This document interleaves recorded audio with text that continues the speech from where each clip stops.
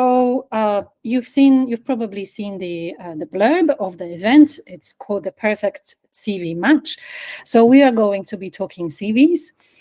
We thought that it's a nice distraction or difference from what we usually talk about, because we run a lot of webinars about the Juno profiles and about the portfolios, but CVs are still very much a thing in the industry, especially when you work more on the less on the creative side, where portfolios are really important. But if you're a project manager or you work in strategy or marketing, CV is probably the first thing that you send out to a candidate, as a candidate to the client.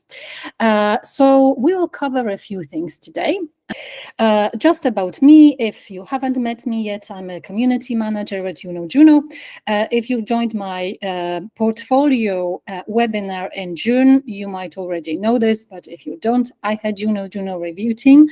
As you may know, we vet every profile, and I actually look at every profile to make sure that we can match, or we actually have clients or opportunities who would regularly look for a similar candidate. So I probably review about 60 portfolios or CVs a week. I have a lot of visibility into how CVs and portfolios look, and there is a whole spectrum of how a CV actually appears. And I also support sourcing for local projects. By local, I mean usually Eastern Europe, because I'm Polish. So sometimes when we need a designer or a copywriter in Poland, I am looking through the CVs to because I get an idea of a local market as well. And by looking at all of this, I thought that I have an idea that I would love to share with our community. And that is about things that I, as a person who looks at CVs as well, would love to see, but sometimes I don't. Sometimes something is missing, or maybe I feel that I need to ask a question because I'm not getting this information from the CVs. And also from my conversations with the talent team, I also know that sometimes they feel that certain things are missing. And we are just a tiny bit of an audience that reads or has a look at your CVs. So hence this session here. So as I said, first of all, we're going to start with understanding the type of audience. Then we're going to identify some points of reference in a job. So we'll have a look at some briefs and try to identify the things that we can edit. And then implement some hacks that, regardless of the brief, would be great to have on your CV. And not everyone does, but when you do, it makes a whole world of difference. So my first question to you, to wake everybody up, is how do you apply to jobs requiring a CV? And I have 5 options here, so feel free to put a number in the chat. But if there is another option, when you say it's 5, let me know, because it might be relevant to the discussion later.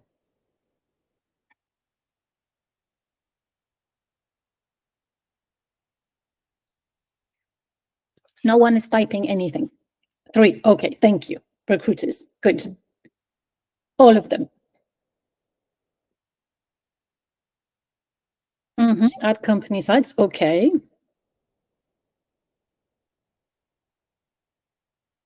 Okay, so we have a mix. So the good news is we had a conversation with Sandrine before. Yes, that sometimes you're not asked for a CV because your work is very visual. Good point. And by the way, if you want to see this conversation, because it has been very interesting, we had this chat on Juno members Slack before, like, why do you need a CV sometimes at all? And the one of the answers, and that was also the answer that what Juno talent team would agree with, is that some clients have their freelance or just candidate management systems, and they need to have a document which kind of proves or is evidence that you signed up, and it's the part of their documentation. So sometimes, even if the first thing that they look at is your portfolio, sometimes they still need your CV. But okay, right. So we have a variety of different ways of applying. And one of the things that, and you might realize this already, but every person at the end of 1, 2, 3, 4 might have a slightly different way of reading a CV. So depending on who you usually apply to, it could be a small business owner versus a large creative agency. It can be technical versus non-technical recruiter. It can be a hiring manager, or it can be just the founder looking for their first hire in the business. So I think this size is the size difference is quite obvious, but also, a small business owner might be looking for something slightly different than an agency. To give you an example, let's say that someone is starting their first e-commerce business. They need a they need to have their web page designed or logo designed. They don't exactly need the kind of experience with, multi-level, multi-channel campaigns, etc. And they may not actually really need someone with 20 years experience working for a global agency and someone who has won Cannes Lions. But also what we need to know about this kind of persona is that they don't know much about design, perhaps, and they have not hired too many freelancers before, because, as I say, this might be their first projects ever. So they might be looking for things that help them make this decision or help reduce the gap or the skills gap. So the CV sent to a small business owner should perhaps be very, very clear, and also address similar work examples. So let's say that this is an e-commerce, a shoe store. Maybe they want to see some examples of other things, some other similar websites that you've created, and the experience with building a campaign for Havas might actually be quite intimidating. Next, opposed to the small business owner, is a hiring manager for a large agency. So usually these people see dozens of CVs a day, and they can spot a great CV from afar. So the good news is that actually usually they are highly skilled. They know who they are looking for. They can immediately see what they are looking for, as long as it is in the CV. Usually on Juno, this would be a senior candidate, but obviously you can apply to all sorts of roles outside of Juno. And for them, for people working in agency, it might be important that their candidate has worked in an agency before. Or if it's a big client but not an agency, they want to know if you've worked in-house. So that's actually, apparently, it's very important. And sometimes this is also the thing that may not be entirely clear from some CVs. Now, for anyone who is let's say, a developer, Q&A analyst, the two types of personas that you can come across when you send your CV is, first of all, a technical recruiter. So the standard profile would be someone who has been recruiting for years, knows all the tech terms, actually tech. They know very well, the moment they look at your CV, they can recognize all the frameworks, and they know that this is exactly what the client is looking for. And they are quite confident recruiting technically. But if, let's say you apply to a small company where there is just a recruiter or even a freelance, someone who sources freelance for just a couple of roles because it's the first team that they are building, they might, first of all, not have the quite technical skills to understand your CV, or they might be just screening for very basic things in your CV, and only then they will pass them to someone more senior who is more tech than them. So the way to change or edit, modify things in your CV is, if you do know who you're sending it to, or if you because you started a conversation on LinkedIn and you know from their LinkedIn profile that it is actually a technical recruiter who has been in the business for years, you may feel quite confident sending them a CV which is full of technical terms.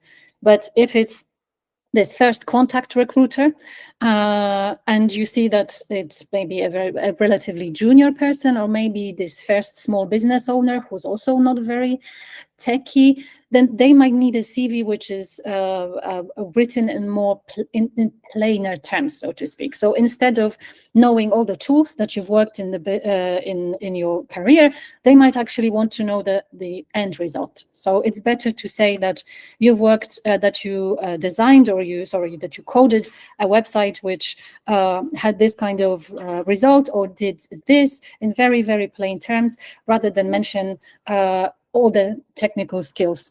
You can also do both as well to cover that. So now, these are all the audiences that you can think of when you change things in your CV, or when you try to create a different version of your CV. But it's not the only thing that you need to take into consideration. The other is how you actually can reply, or how can you include certain things in your CV which are already in the brief. And I know that at first, if you look at this, you think, oh my God, I need a different CV to every opportunity that you apply, which is not the case, but sometimes it is just good to tailor them a little bit, especially if your wide range of experience is really wide. So let's have a look. This, what you can see on the right side of the screen, this is an actual brief published some time ago on Juno.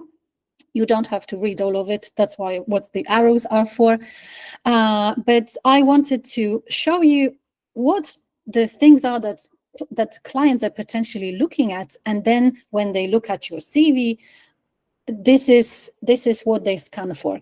So if your CV was a checklist, if you imagine that you can put a check next to the information in your CV, would there be a check on every single thing that these arrows point to? So just in case you cannot see the right side very well, the things that I've identified were compelling content for retail across various platforms, multi-touchpoint brand campaigns, creative narratives by means of sizzle reels, videos, concepts, experience in luxury sector, understand color theory, high-end accessories. So these are just a couple of things that you can refer to, and you can also see it here. So, and also you usually know who published the brief. So you see that the client is a leader in fast-moving consumer goods, and they deal with confectionery or alcoholic beverages. Fine. The platforms that they use are print, digital, social media. So now, time for you to answer the question. Does your CV mention similar clients by name or industry? So this is back to the point of, have you worked for an agency? If you apply for agency jobs, have you worked for small businesses similar to this one that a client may recognize if you mention them in your CV? If you're a designer, social media manager, etc., does it mention the platforms that you use? Or maybe you just put it all in a very large bucket saying various clients, various channels, which actually is not very helpful. You might think that this is absolutely obvious, that if you say various channels, it means, I don't know, TikTok, Facebook, something else, but actually it is not. And also, for many companies where you start applying, the first screening is usually this AI screening, or AI. This is where the algorithm looks for keywords. We also use it in Juno, but it also happens on some internal hiring platforms. So it's good to focus on little specifics and make sure that they are mentioned in your CV at some point in your CV. Now, this is not all, because let's say that the previous slide, this has actually been 100% match. You know that this is exactly you. And all of this can actually be in your CV if you wanted to add it. But what about if you apply to an opportunity which you really like, but you don't feel that it's 100% match?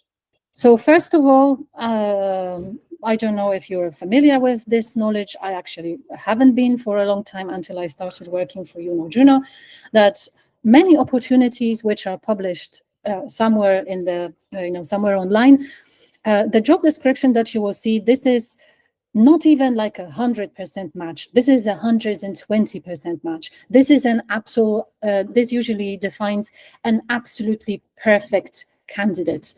And sometimes, actually most of the time, we are not going to cover 100% of requirements. It might be that you are missing a certain skill.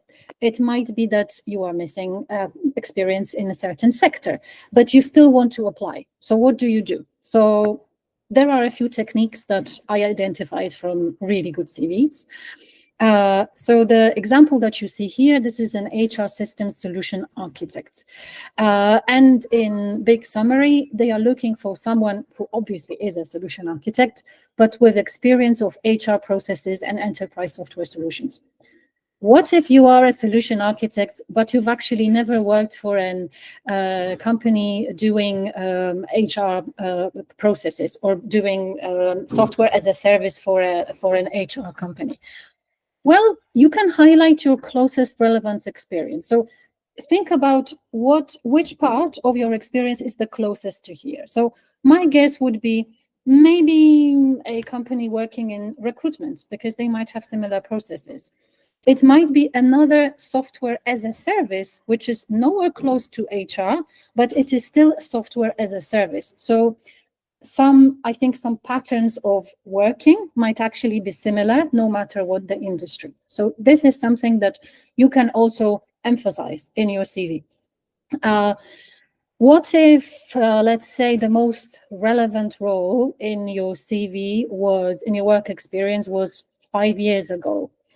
Well, there you can always point the attention of the client or the hirer to this experience. And I'm going to show you how, because if you think that, oh yeah, but that's been 10 years ago and it's at the bottom of my CV where no one looks at, there are ways to make people look at the bottom of your CV.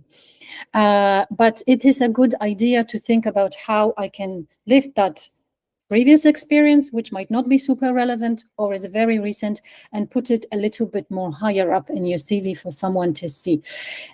It is allowed, by the way. Many people think that, chronological order, this is what you need to stick to in the CV.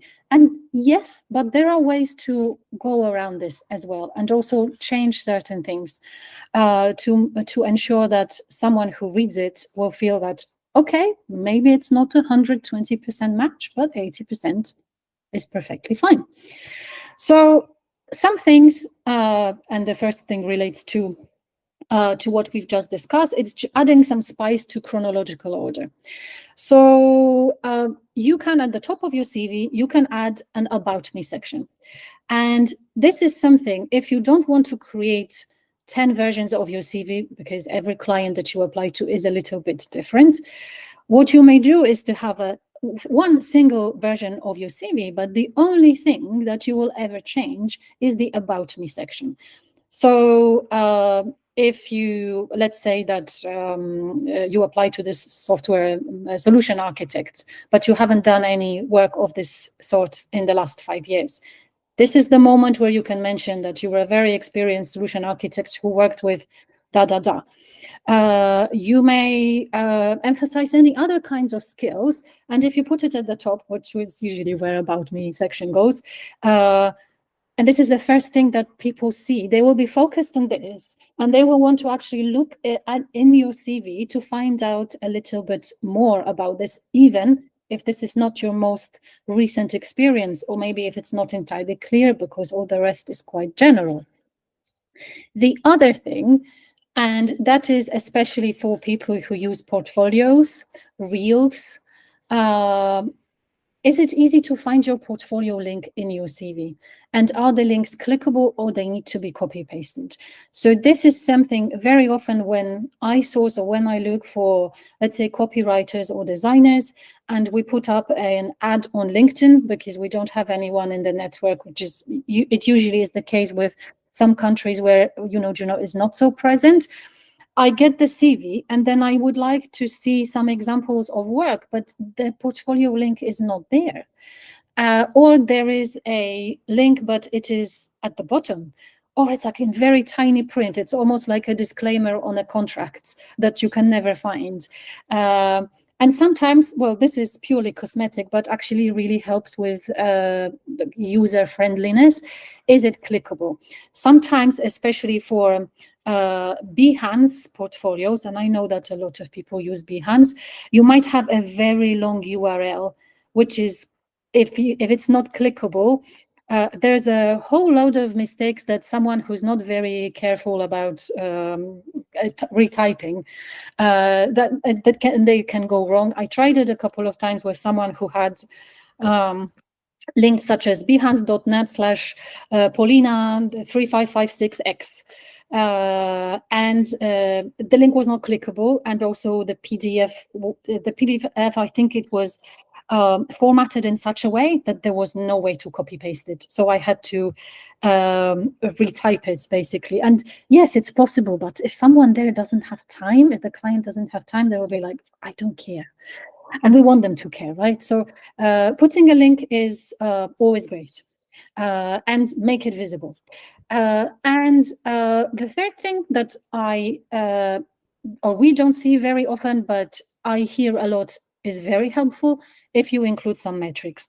It won't be relevant for everyone, but if there are some things that immediately show the success of your role, this would be metrics. For example, for social media managers, the simplest example, if you've grown followers from 500 to 500,000, that's a wow metric.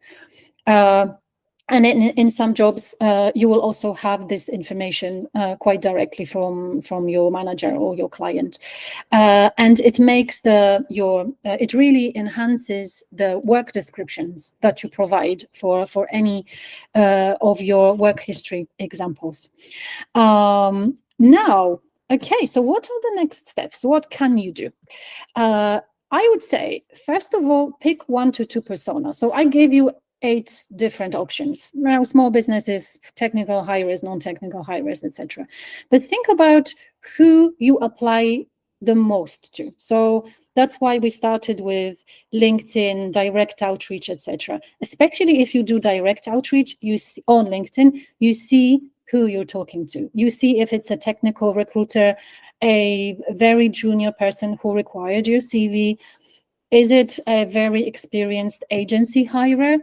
This will help you define what kind of, and let's start with 2 versions of the CV. You don't need to create 10, but 2 are always great, especially if you are targeting different sorts of clients. And try to define, do they have different needs? What do they actually want to see? How much will they actually understand?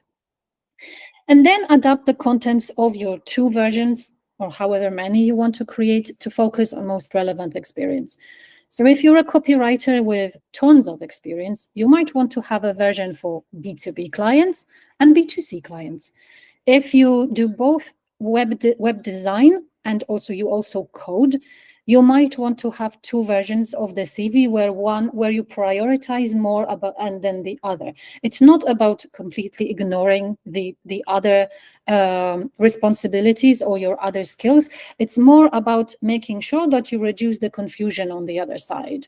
So I will give you a very extreme example of this, but I have seen it a couple of times. So someone who has been a creative director is also a yoga teacher, which is great. I think it's great to have this kind of like wide spectrum of interests.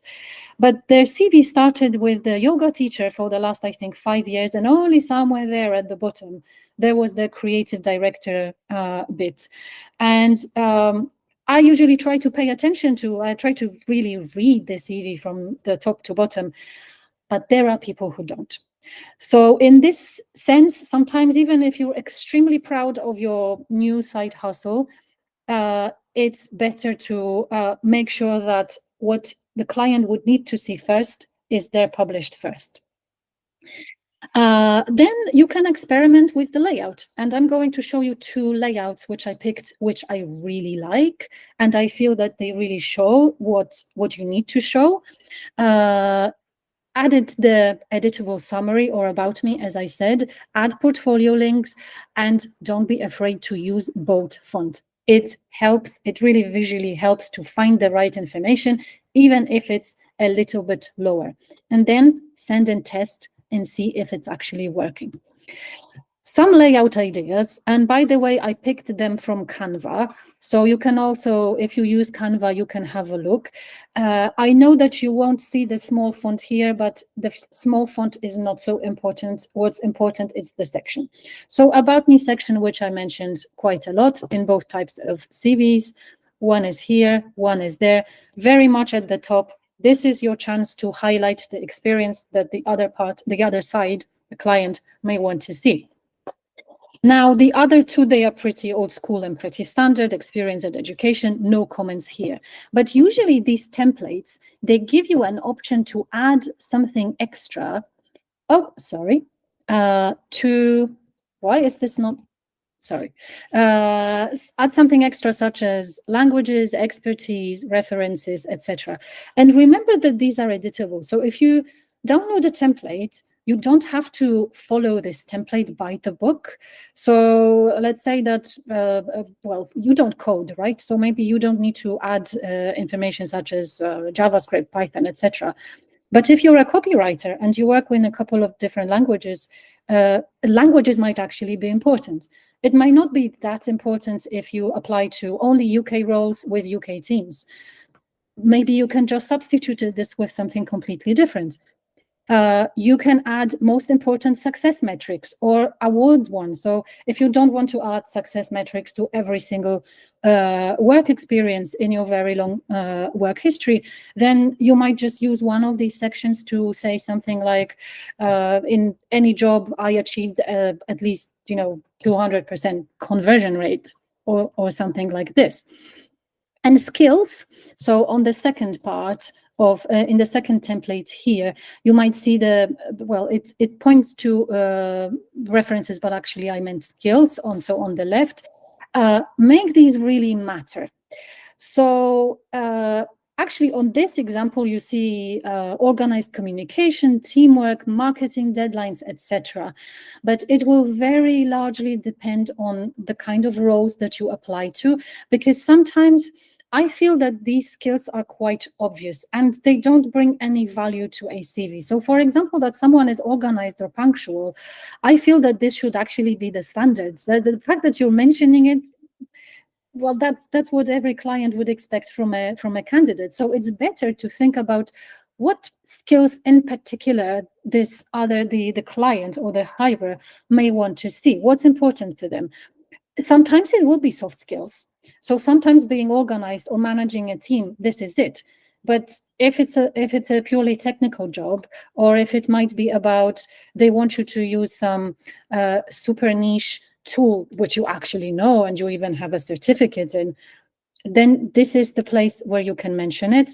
And also, I forgot to refer to the top section of Rachel Boudry CV. This is a great place to link to your portfolio if you use it. I think it's not just my personal preference, it's a preference of a couple of other people I spoke to who screen the CVs.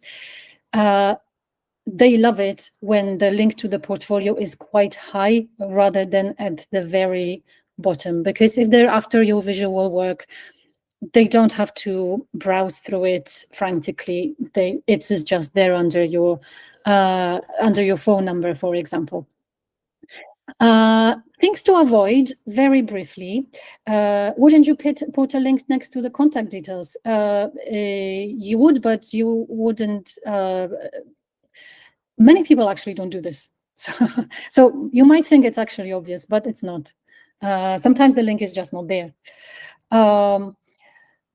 Two things that I noticed come up with experience that are better to avoid or better to improve. The first one is when you do just this, what the slide says, which is where you just put various clients and then you say, let's say, created social first designs for various clients or various social first designs. This is really general. You definitely can make it your specific. Various clients, so who?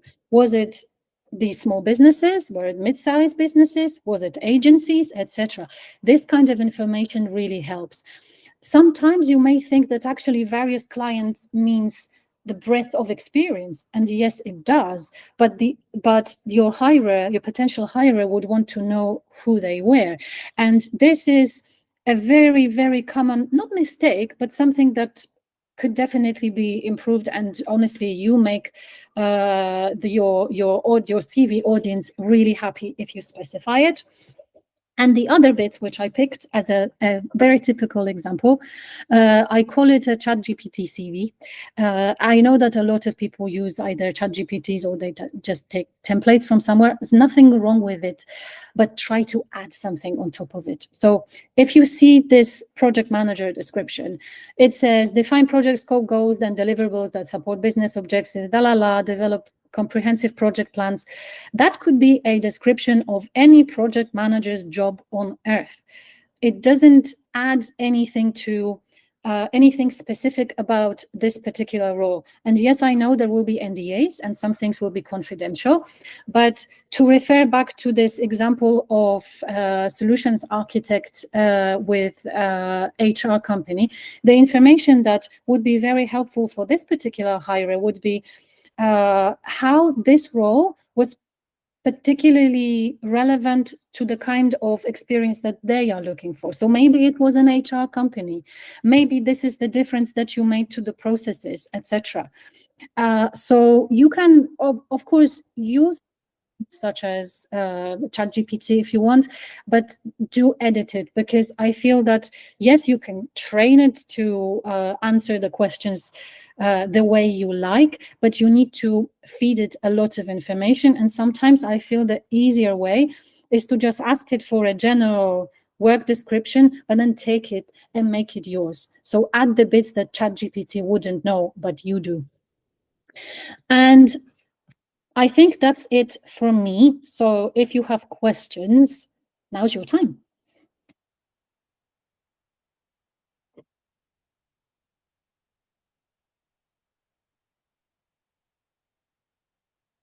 I can see one question from Claire. Are PDF portfolios inadmissible? Do you mean Juno, or do you mean outside of Juno? I feel that most people accept PDFs. Hello. Hi, Claire. Hi, thanks for taking my question. I haven't actually put I'm a copywriter, and I haven't got a web link to portfolio yet, because it's just a project I haven't quite got together, and also I haven't found the right platform to do it on. So occasionally I've seen a job that I've just applied to, and I've applied with a PDF of recent work rather than a web link. Is that just not going to be looked at? So you're sending PDFs of samples of your work, is that so? Okay.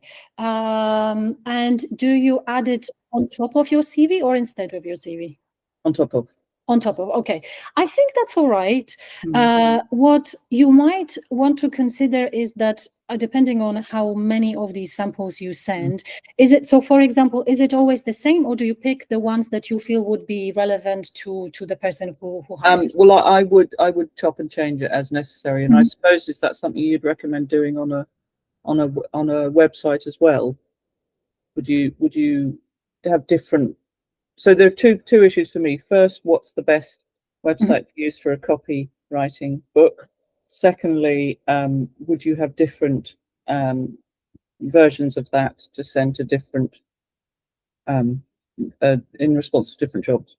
Okay, so the first one that I know that works for copywriters really well is the clippings.me. If we have any other copywriters here, by the way, please feel free to use the chat function to share with Claire. There are some others, but I know that there is a large number of copywriters who, if they don't have their own website, they use clippings. The other thing that you can try to use is go to try to use Canva and create a slide deck. And in the slide deck, include the screenshots of your work. And if you do decide to use a slide deck and you notice that it starts getting really large, add a table of contents at the beginning, and maybe also group the kind of work. And you may do it, you may use different kinds of categories. So you may use by client size or by industry. So let's say you create healthcare, a lot of healthcare copy. So you put healthcare as your chapter, or as like the chapter, so to speak. Because again, it's really helpful, especially if you've done a lot and the client is looking for something specific and you just send them one slide deck, then you can do this.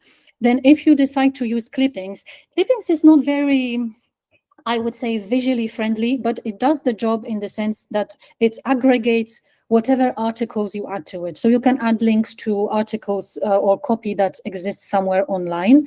Dangerous. Dangerous because people, well, if something's hosted online, you may find that it gets changed. And that's one of the problems. Often you have to capture a state. You have to capture the website as it looked when it was best, before someone in the content department started adding bits. So it's one of the problems with linking to live copy.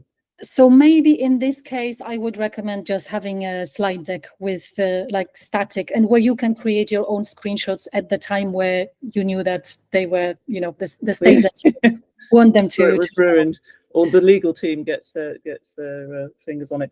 So so you're saying this slide deck you can do in Canva. So there's a template you can use in Canva, and then you can save that as a PDF or as a link. You can create a PDF out of anything on Canva, honestly. And I'm not sponsored by Canva, but I see a lot of Canva decks which really do the jobs. Okay, honestly, great. If it's nicely designed and if it's clear, really, it's sometimes there's not even a need for a high pro website. Great, thank you so much. You're welcome. I can see some other. So Claire, I think you can look at the chat, because I think you have some other suggestions about pages to use. So thank you for that, Amar. Thanks. Julia is asking, would you say CV is more important than cover letter? Yes. I would say so, probably, but it also depends, because I think some hirers don't look at cover letters at all. Actually, in Juno we do, but I think it's mostly because we ask for a cover note, not a cover letter, and it's much easier to review something or read something that is just 2 sentences long. But it does help. I think cover letter is important if you want to add something extra that is not in your CV. But I would be wary of the situations where, and you never know what's the policy of your client or your hirer unless you know them very well, because I feel that very often cover letters are ignored. I don't want to speak for everyone, but I feel that still the CV is the first place that they look at, and maybe only when they are interested in the CV, they go on to the cover letter. It's, I think, very rare that they go for the cover letter first and only then they look at the CV. So in this way, it's, it's still important. But if I were to invest my time, I would probably invest my time in the CV. Thank you for the suggestions for Google Slides. Yeah, definitely. Do you include your history if you have, for example, 20+ years? Well, there is this, I wouldn't say myth, but many people say that your CV shouldn't be longer than 1 page or 2 pages. I would say not necessarily, because that would make it really, really long. But you might, if this is your selling point, so if you do say that your experience stems from the fact that you have worked for 20 years on something, I think the last, let's say, the more distant 15 years might be boiled down to like a paragraph in your CV, while the most recent examples might have more. You might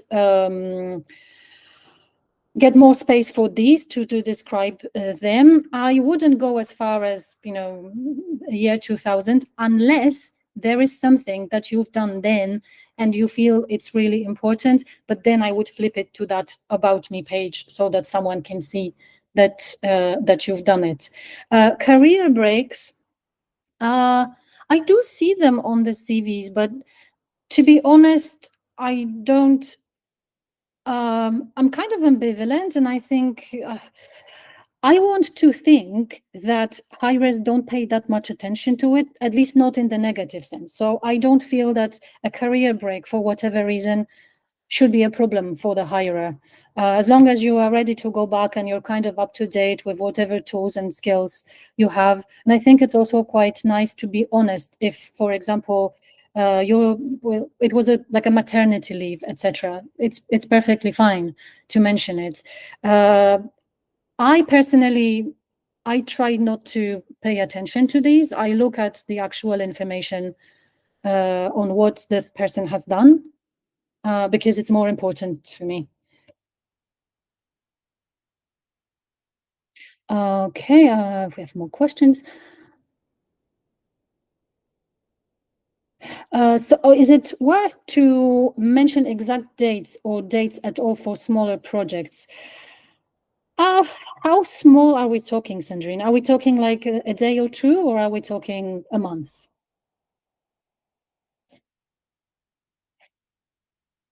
2 weeks. I think it really depends on the kind of work you do. I know what Sandrine does, by the way, because we talk quite a lot with Sandrine, but I feel it's the nature of your work. So sometimes in some roles, it is quite customary that you are working on something for 2 weeks or even 2 days. So these are short projects. And for this, I feel that adding very particular dates would just cloud the vision, and you can take this precious space on your CV and use it for something else. So I would rather say that you worked on a project-based work, names of clients, and maybe some a bit more detail on what they were. But I wouldn't go into this kind of September 15th to September the 30th. Honestly, doesn't matter. Maybe the year matters just to show that you've worked on something recently, but this, I think this is a bit too much information.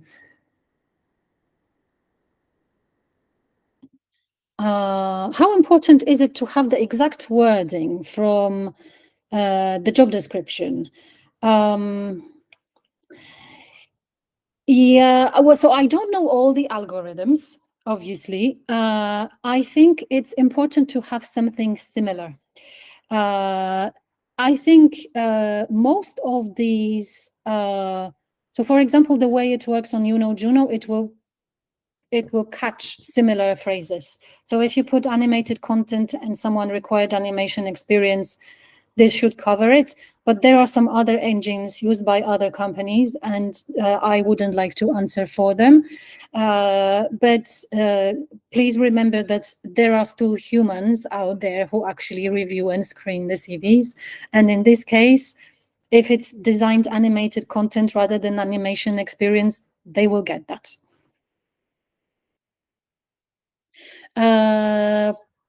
Well, can I put ongoing if it is indeed ongoing? Yes, definitely. Claudia, sorry, I made you wait, Claudia, and but you typed your question now. Thank you for that.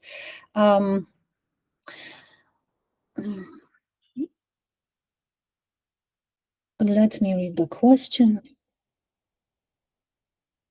Okay, so the question is how creative can I get or how creative you can get with your CV. I think for AI scanners, the only thing I would be careful about is when you do how you save your CV, because I know that some people get so creative that it's not a PDF, it might be something completely different, like a very, very big JPEG. And this, I'm not sure if the screening would actually pick the text for what it is, or it will not see it at all. For the engine, it just might be a background picture and there is no text. But I think they scan pretty well from PDFs. In terms of like the layout and everything, I don't see that many super creative CVs. I think sometimes it's actually for more junior freelancers who want to, for them, because they haven't worked with that many clients yet. The design of the CV might actually be what brings their CV to attention. But in the end, it's going to sound like a cliche, but in the end, it all boils down to what's in it. So I like looking at creative CVs, but I wouldn't say that they win in any way. And again, this might only be me. You might get to work with a super creative agencies and agency, and they might be exactly looking for this. So they are looking for someone with a crazy style. So they are looking for a creative director who's on trends with absolutely everything. And their CV, their PDF looks like a TikTok reel. And they say, oh, well, this is awesome. This is exactly what we need. So it will also very much depend on the role. But I think most CV screeners are still pretty traditional. Anything else? Have I missed any questions?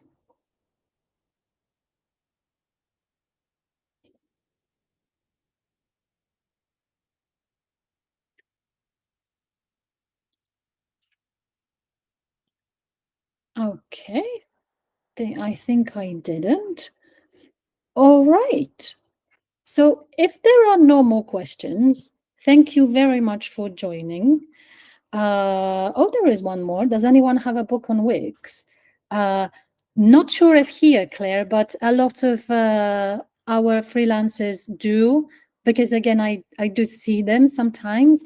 And by the way, if you don't drop to our Slack channel too often, or if you're not on it, feel free to join, because we've actually had a couple of conversations around where to host your website, where to add the portfolio, and sometimes you may also you may want to hear it from other freelancers, not just from me, because I'm not the fountain of knowledge. I do have some, but it's always good to have some third-party feedback too.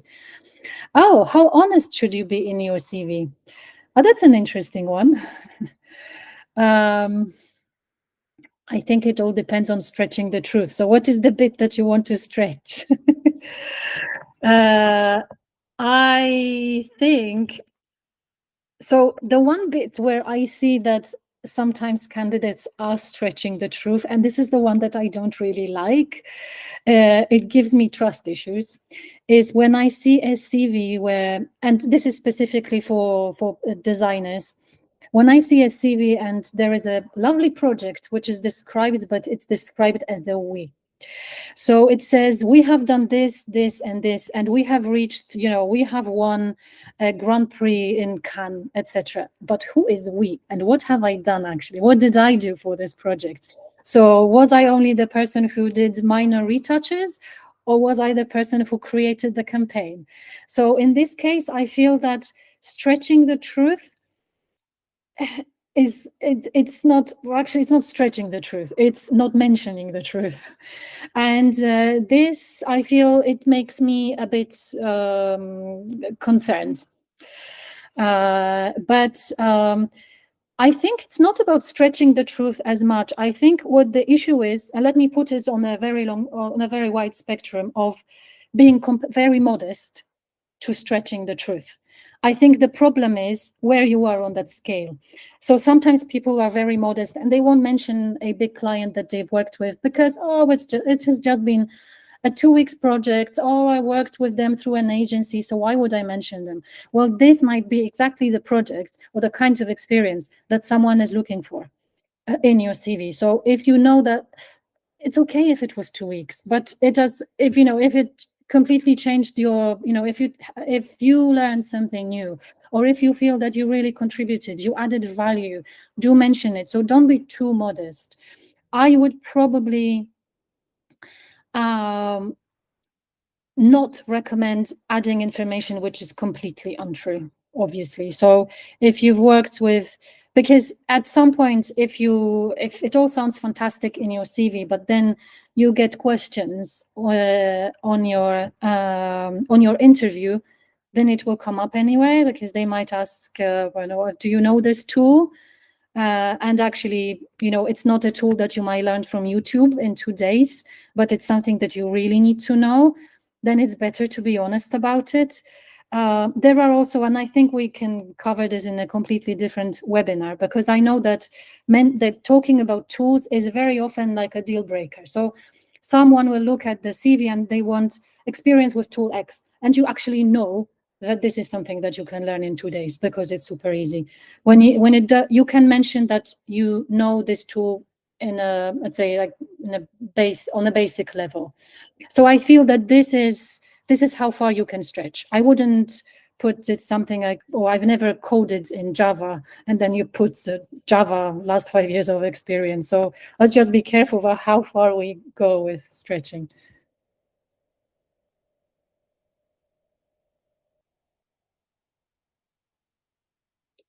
Yeah, I think it's not you need to claim credit for what you've done. Definitely, don't be too modest about it.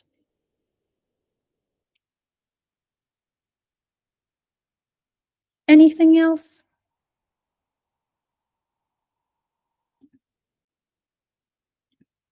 Lovely. Testimonials. Okay. I feel I never look at testimonials unless it's a really junior role, to be honest. Not on a CV. But later on, yes, I might be interested.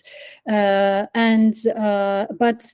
on the CV, I feel if it's your first job ever, or second job ever, you might want to include the reference. But I think it gets quite difficult with if you actually have years of experience, because whose testimonial do you pick then? But again, this is me, and this is quite personal.